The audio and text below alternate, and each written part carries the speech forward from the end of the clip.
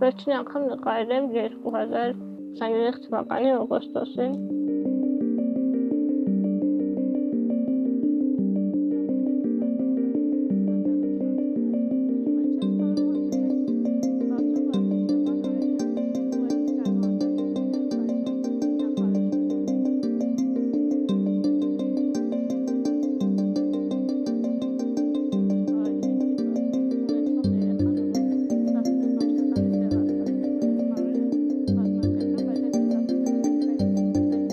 Ես մեկ տարեկան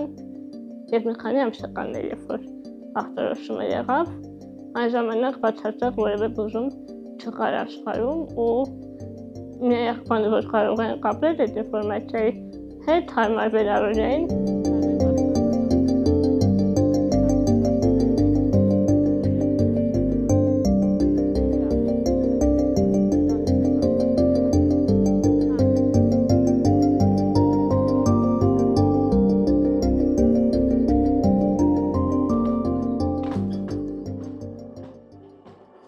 Բավականին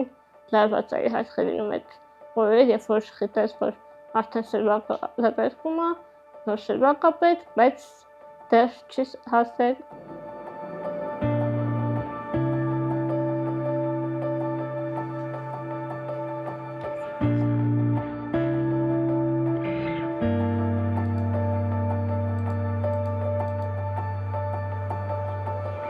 Իրականում շատ հաճելի է այդ արդյունքը, որ դրամահավաքի արդյունքում ես բուժում եմ ստանում և ինձ ավելի լավ եմ զգում, բայց անկեղծ ասած ընդհանրապես հաճելի չի այդ դրամահավաքի ընթացքը, որովհետև շատ լավ հասկանում ես, որ ամեն անգամ ստիպված ես հիշեցնել քո խնդրի մասին, բարձրաձայնել խնդիրը ու այդ ամեն անգամ փորձում ես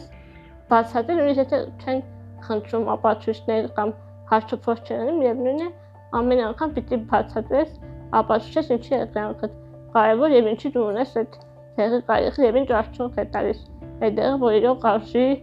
դրա համար ներդրում անել։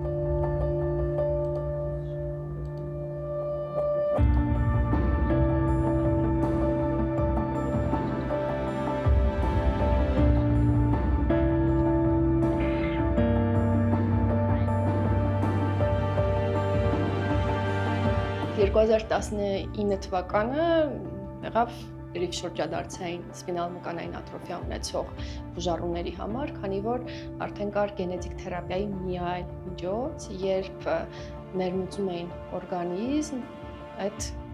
գենը, որը որ պացիենտը չունի։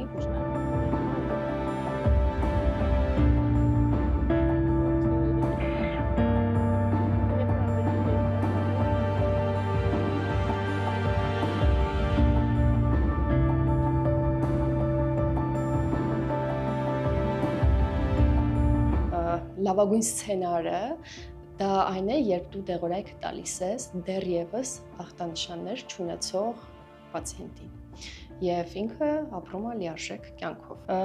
Եվ իսկ երբ դեղորայքը ներմուծում ես արդեն օրգանիզմը ով ունի սիմպտոմներ, ունի ախտանշաններ,